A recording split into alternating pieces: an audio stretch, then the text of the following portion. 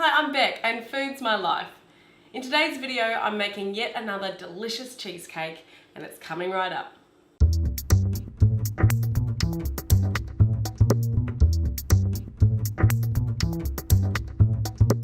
I'm actually very proud of this recipe because I came up with it myself and I call it my strawberries and cream cheesecake.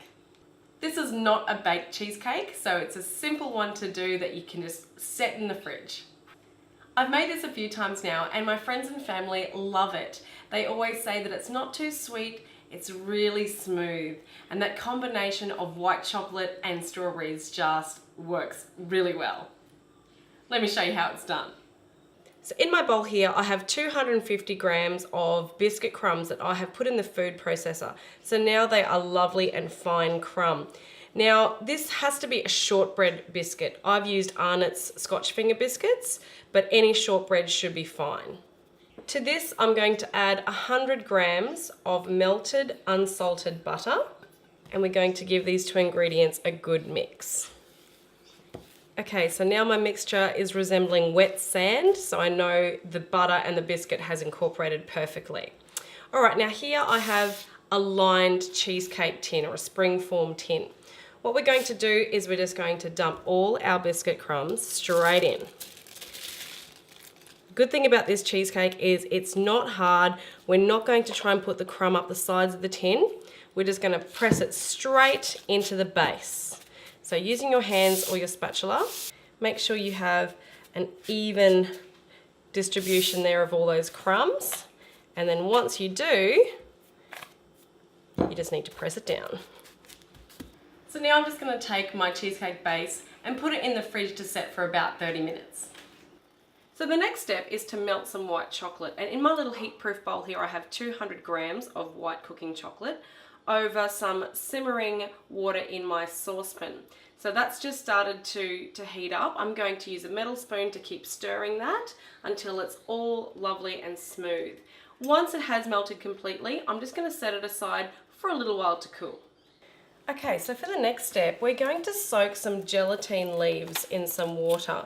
So I've been using gelatin leaves for a few years now, and I find that the end result is always a lot smoother, clearer. It's just a more professional finish. So what we do is I have a little dish. I'm going to fill it with cold water.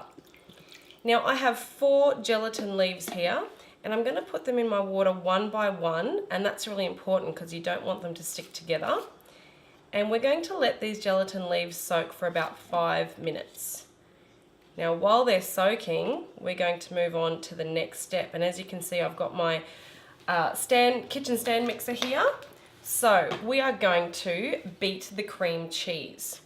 Okay, so here I have 500 grams of cream cheese. Pop that in my bowl, and I have a tin of condensed milk. Pour that in as well. Now we're going to beat these two together until the mixture is lovely and smooth. Okay, for the next step, we're back at the stove. I have a small saucepan here, and to this I'm going to add 100 mils of thickened cream. Now I've got the heat on low, and we're going to heat this cream. Not necessarily bring it to the boil, but we're just going to make sure it is nice and hot. And then what we're going to do is we're going to add the gelatine leaves to the hot cream. So in this step, it's really important that we squeeze all the excess water out of these gelatine leaves as much as we can before we add it to the cream. Then we're going to stir like crazy to make sure that this gelatin has dissolved nicely into the cream. So first of all, I'm going to bring it up to heat. Okay, let me touch that cream. Yep, that cream is nice and warm now, quite hot. So here we go. I'm going to grab my gelatin leaves and squeeze as much water out as I can before I add them to that cream, and then stir. That gelatin's going to dissolve nicely now, and I've still got 2 more leaves left. So again, squeeze, add it to your cream and stir. Okay, I'm back at my kitchen mixer now, and that condensed milk and the cream cheese is lovely and smooth. So what I'm going to do now is I'm going to add this cream and gelatin mixture to the bowl, And we need to stir this together. So I'm going to put it on a nice slow setting. Stir that gelatin and cream into the mix. Now while that's going, I have a little bowl here with 200 ml of thickened cream. I'm going to use my hand mixer to bring this cream to soft peaks. Okay, final step. I have my cream cheese mixture, my thickened cream that's at the lovely soft peaks, and don't forget that melted white chocolate. So what we're going to do now is we're going to add all of these ingredients together. First I'm going to start by putting my thickened cream into my mixing bowl, and I'm just going to very quickly fold that in a little bit. That'll do. And now I'm going to add that gorgeous white chocolate, which is going to add so much flavour to this. And like I said earlier, the strawberry matched with the white chocolate flavour, oh, it's just so good. We haven't even got to the strawberries yet, but they're coming. Okay, fold these together. Now you may not have to go to gym today because your arm's going to get a good workout. We don't stop folding until this mixture is lovely and smooth. We don't want to have any lumps in our cheesecake because that looks really unprofessional. This is looking like it's just about right. Okay, I think we're done. So what we're going to do now is bring over our chilled cheesecake base from the fridge and pour this beautiful cheesecake filling right on top. Look at that. Oh wow.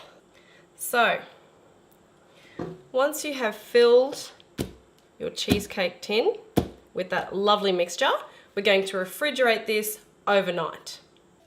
But we're not finished yet. What we're going to do next is we're going to make a lovely strawberry syrup to put on top of our cheesecake.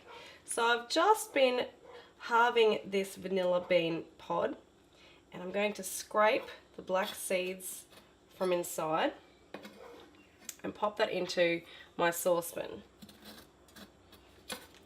So all of those beautiful black seeds and the entire split vanilla bean pod goes in there as well.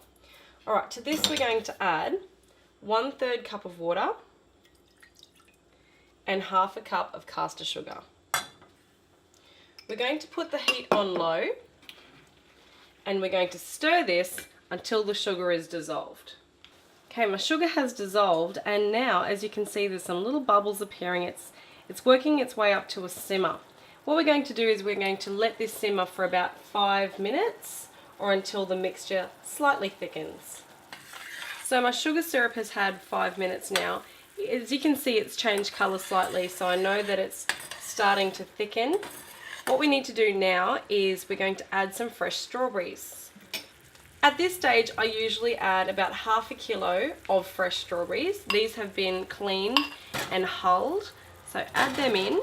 I've got to say though, I have reserved a few strawberries because I'd like to keep some fresh ones to decorate the top of my cake. Now, once you put your strawberries in, and by the way, you can halve these strawberries, they don't need to be whole. We're going to cook this for a minute. So after a minute, those strawberries are beginning to soften. And I don't want them to cook too much because I still like my strawberries to have a little bit of a bite to them. By now that sugar syrup has thickened again a little bit more, and it's got a beautiful pink color to it. So this is what's going to top our cheesecake. And this lovely pink syrup looks great on that white cheesecake. It really does. So at this point, take out that vanilla pod. We don't need that one anymore. We're going to allow this to come to a complete cool. Once it's cooled, store it in a container, put it in the fridge, and you don't use it until you're ready to serve that cheesecake. You're going to pour that on top, slice it, it's ready to go.